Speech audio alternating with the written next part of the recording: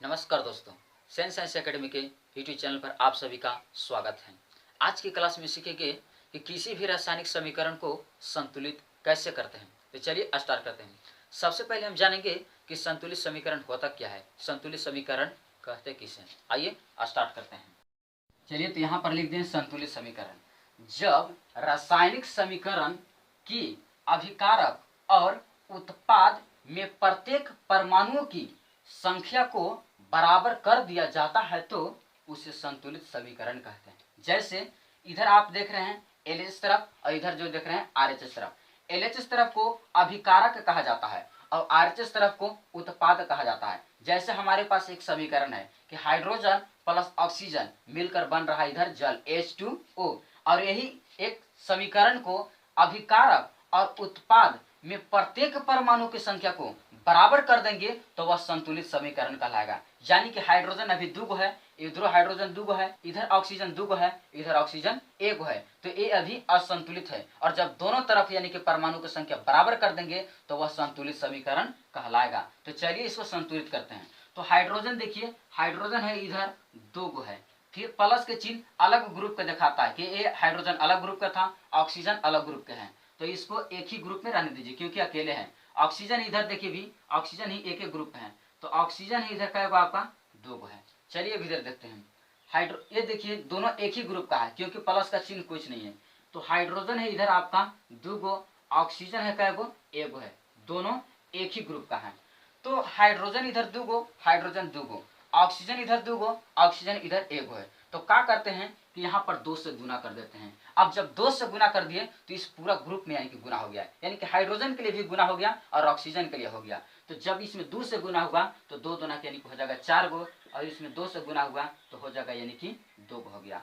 तो ऑक्सीजन तो 2 गो हुआ, ऑक्सीजन इधर 2 गो हुआ, लेकिन हाइड्रोजन इधर 4 गो और हाइड्रोजन इधर 2 गो। तो क्या कीजिए कि अगर यहाँ 2 से गुना कर दीजिए तो 2 से गुना कीजिए तो यहाँ हो जाएगा 4 गो, यानी कि हाइड्रोजन हो गया 4 गो, इधर हाइड्रोजन 4 गो, ऑक्सीजन हो गया इधर 2 गो, ऑक्सीजन हो गया इधर 2 गो। अब जिस जिस ग्रुप में आप गुना किए हैं उसको वहां पर उठा कर रख दीजिए। इस ग्रुप में कितना से गुना किए हैं 2 से, तो यहाँ पर हो जाएगा 2। इस ग्रुप में गुना किए हैं नहीं तो छोड़ दीजिए। इस ग्रुप में कितना से गुना किए हैं 2 से, तो यहाँ पर 2 कर दीजिए। तो इस तरह से हमारे संतुलित समीकरण हो गया। आइए इसी तरह से और एग्जाम्पल उठाते हैं।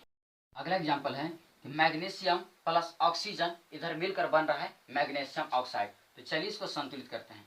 तो मैग्नीशियम एक ही ग्रुप का है तो इसको एक ही गो में रहने देते हैं। कै गो है, एगो है, और ऑक्सीजन है अलग ग्रुप का तो ऑक्सीजन को अलग रख देते हैं और ये है 2 गो। अब देखते हैं RHS तरफ, तो इधर है मैग्नीशियम कै गो, एगो है, और ऑक्सीजन दोनों एक ही ग्रुप का है तो ऑक्सीजन है एगो। अब चलिए हो गया, तो मिला मैग्नीशियम एगो तो मैग्नीशियम एगो, ठीक है। ऑक्सीजन 2 गो, ऑक्सीजन एगो है, तो क्या कीजिए कि यहाँ पर 2 से गुना कर दीजिए। तो जब 2 से गुना कर दीजिएगा तो 2 से गुना कीजिएगा तो यानी कि मैग्नीशियम हो जाएगा 2 गो, और यहाँ 2 से गुना कीजिएगा तो ऑक्सीजन हो जाएगा 2 गो। तो ऑक्सीजन इधर 2 गो, ऑक्सीजन 2 गो, ठीक है। मैग्नीशियम एगो, मैग्नीशियम 2 गो, तो क्या कीजिए कि 2 से यहाँ पर गुना कर दीजिए। तो 2 से जब गुना कीजिएगा तो यहाँ हो जाएगा 2 गो, सब पुर गया। मैग्नीशियम 2 गो, मैग्नीशियम 2 गो, ऑक्सीजन 2 गो, ऑक्सीजन 2 गो। जिस ग्रुप में गुना किए हैं वहाँ उठा कर रख दीजिए। इस ग्रुप में कितना से गुना किए हैं 2 से, तो यहाँ पर 2 हो जाएगा। इस ग्रुप में गुना नहीं हुआ तो छोड़ दीजिए। इस पूरा ग्रुप में कितना से गुना हुआ है 2 से, तो यहाँ पर हो जाएगा 2। इस तरह से संतुलित हो गया। चलिए अगला देखते हैं। अगला है कि आयरन प्लस H2O इधर बना रहा है, आयरन ऑक्साइड प्लस में H2 है। चलिए इसको संतुलित करते हैं। तो सबसे पहले देखते हैं आयरन को। आयरन एक ही ग्रुप का है, आयरन का एगो है, एगो है, चलिए ठीक है। प्लस दूसरा ग्रुप में जाते हैं, हाइड्रोजन का एगो है, 2 गो है, और ऑक्सीजन एक एगो है, एगो है, और दोनों एक ही ग्रुप का है। चलिए इधर हो गया। अब देखते हैं RHS तरफ। आयरन, आयरन का एगो है, आयरन है 3 गो, ऑक्सीजन, ऑक्सीजन का एगो है 4 गो, ये दोनों एक ही ग्रुप का है। चलिए अगला है कि हाइड्रोजन, हाइड्रोजन है 2 गो और यह सिर्फ एक ही ग्रुप का है। अब चलिए देखते हैं, आयरन है इधर 3 गो, आयरन इधर एगो है, अच्छा। तो ऑक्सीजन इधर एगो है, ऑक्सीजन इधर 4 गो है, हाइड्रोजन इधर 2 गो है, हाइड्रोजन इधर 2 गो है, ठीक है। तो आयरन 3 गो है तो क्या कीजिए कि यहाँ तो पहले 3 से गुना कर दीजिए। तो 3 से गुना कीजिएगा तो यहाँ पर हो जाएगा आयरन 3 गो हो जाएगा। ऑक्सीजन है 4 गो और यहाँ है ऑक्सीजन एगो, तो क्या कीजिए कि यहाँ 4 से गुना कर दीजिए। तो 4 से गुना कीजिएगा तो हाइड्रोजनों तो 2 से गुना होगा, 4 से गुना होगा, तो 4 गुना को हो जाएगा 8 गो, और इससे 4 में गुना होगा तो यानी कि हो जाएगा 4 गो। तो ऑक्सीजन हुआ इधर 4 गो, इधर हुआ ऑक्सीजन 4 गो, हाइड्रोजन हुआ 8 गो, इधर हाइड्रोजन 2 गो है। तो क्या कीजिए कि यहाँ पर 4 से गुना कर दीजिए, तो यहाँ पर 4 से जब गुना कीजिएगा तो 4 गुना को हो जाएगा 8 गो।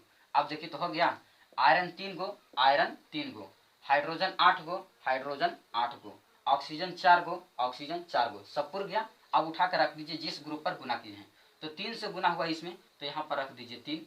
इस ग्रुप में हुआ है 4 से गुना, तो यहाँ पर रख दीजिए 4, और इसमें गुना, इस ग्रुप में गुना नहीं हुआ है, इस ग्रुप में हुआ है गुना 4 से, तो यहाँ पर रख दीजिए 4। तो इस तरह से हमारा संतुलित हो गया। चलिए और एग्जाम्पल देखते हैं।